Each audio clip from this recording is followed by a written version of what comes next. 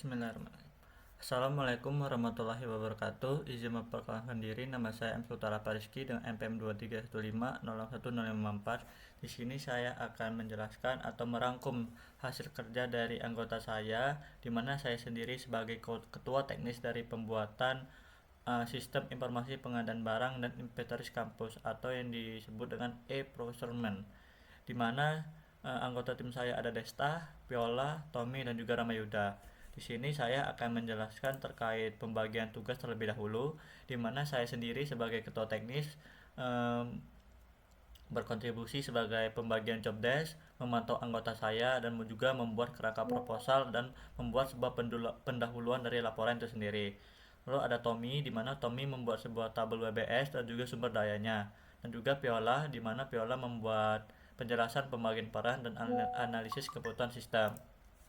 Dan yang terakhir itu ada Desta, di mana Desta membuat sebuah spreadsheet, Gantt chart, dan juga estimasi biayanya. Dan yang terakhir ada Ramayuda, di mana Ramayuda membuat sebuah analisis penentuan jadwal dan juga mockup.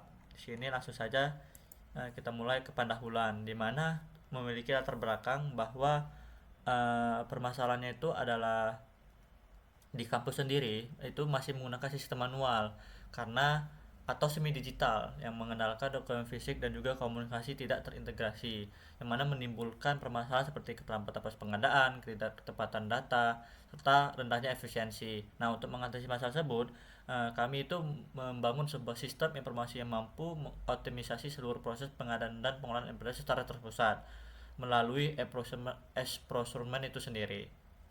Nah, untuk tujuannya sendiri di sini ada 5, di mana mengoptimisasi proses pengadaan, lalu meningkatkan efisiensi, lalu mewujudkan transparansi, menyediakan sistem pelaporan, dan juga mendukung pengolahan sumber daya yang secara efektif. Di mana analisanya sendiri melalui sistem yang kami rancang, kami berharap dijadikan sebuah solusi digital yang terintegrasi dengan berbagai fungsi utama kampus. Lalu dari segi fungsionalnya sendiri, sistem ini akan mencakup fitur utama seperti pengadaan barang, proses persetujuan, pengolahan vendor, pencatatan inventaris, serta pelaporan yang otomatis.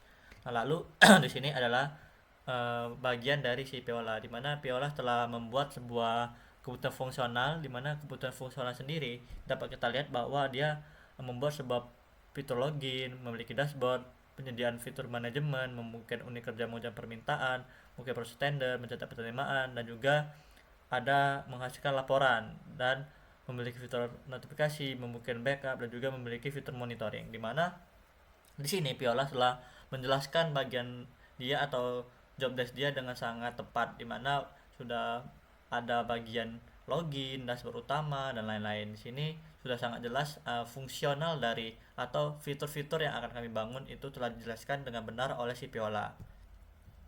Lalu pada bagian non fungsionalitas dia telah menjelaskan bagian keamanan, kinerja dari si sistem itu, usability-nya, keandalan, portabilitas, dan juga pemeliharaan, di mana sudah mencakup semua non fungsionalitas, dan juga telah menjelaskan bagaimana sistem ini memenuhi kebutuhan non fungsionalitas tersebut.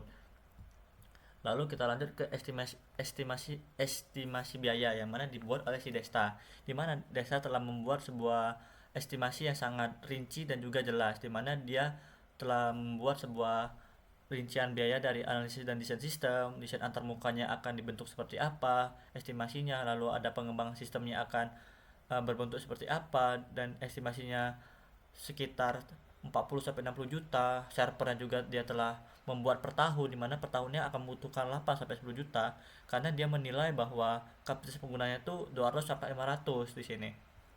Dan juga ada integrasi dan juga keamanan, di mana dia telah membangun sebuah biaya atau estimasinya sekitar 10-15 juta. Dan juga yang terakhir di sini ada testing dan quality, dokumen dan pelatihan, pemilihan dan dukungan teknis, kontingensinya, total, dan dia telah membuat total dari yang telah dia rincikan tersebut, di mana totalnya sendiri di sekitar 120-150 juta, di mana jumlah tersebut dianggap realistis untuk kampus skala menengah, di mana si Desta sendiri telah membangun bagian estimasi biaya ini dengan sangat baik dan juga rinci, di mana begitu banyak atau seluruh yang ada yang akan kita bangun itu sudah dirincikan biayanya. Lalu sumber daya, di mana sumber daya dibangun oleh Tommy, di mana Tommy telah membangun sumber daya yang akan dipakai gitu. Di sumber daya manusia terdapat peran-perannya sendiri, di mana peran-perannya sudah lengkap, yaitu ada project manajernya, sistem analisnya, database-nya, programmer, tester atau quality analysis, dokumen dan training staff. Lalu untuk perangkat kerasnya sendiri dia sudah rincikan juga, di mana saat utama yang menggunakan CPU 8 core, RAM 16 GB, storage 500 GB, juga komputer pengembang, laptop timnya juga, perangkat backup, router perangkat dan jaringan, dan serta printer dan scanner dokumen, di mana pada sumber daya perangkat keras dia sudah merincikan apa saja yang diperlukan ketika kami membuat atau membangun sebuah sistem ini sendiri.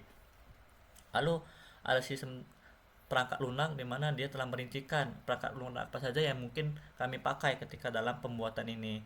Dan juga finansialnya, dia telah merincikan juga bagaimana sumber daya finansial ini akan bekerja, di mana biaya tenaga kerjanya akan dibayar berapa, perangkat kerasnya akan berapa saja, perangkat lunak dan lainnya, di mana sumber daya finansial dirincikan di bagian estimasi tersebut. Dan juga lalu ada sumber daya waktu, di sini dia telah membangun atau memberikan gambaran durasi per minggunya itu bagaimana. Lalu ada WBS sendiri, di mana WBS itu telah kami bangun sedemikian rupa seperti ini, di mana level 1 sampai level 3, di mana level 1-nya itu ada perencanaan project, perencanaan sistem, pengembangan sistem dan lainnya. Di mana di sini WBS telah dibangun dengan rinci, rapi dan juga baik. Lalu ada Gancar, di mana Gancar sendiri telah kami bangun sedemikian rupa berdasarkan flow-flow atau jadwal project yang telah kami buat. Dan juga pembagian peran, di mana peran yang dirincikan pada bagian sumber daya manusia dirincikan lagi. Di sini lebih jelas bagaimana si peran-peran tersebut akan bekerja begitu. Lalu pada alasan penentuan jadwal, di mana alasan penentuan jadwal kami rincikan lagi mengapa kami memilih jadwal atau memilih minggu-minggu tersebut untuk dikerjakan. Lalu yang terakhir ada mockup yang dibuat oleh si Rama, di mana Rama telah membuat mockupnya dengan sangat rinci, jelas dan juga lengkap. Dan juga ini yang terakhir ada dokumentasi dan juga pembagian job desk. Mungkin sekian yang dapat saya sampaikan selaku ketua teknis, di mana saya melakukan review atau memberikan sebuah penjelasan terkait dari job desk yang dikerjakan oleh anggota saya.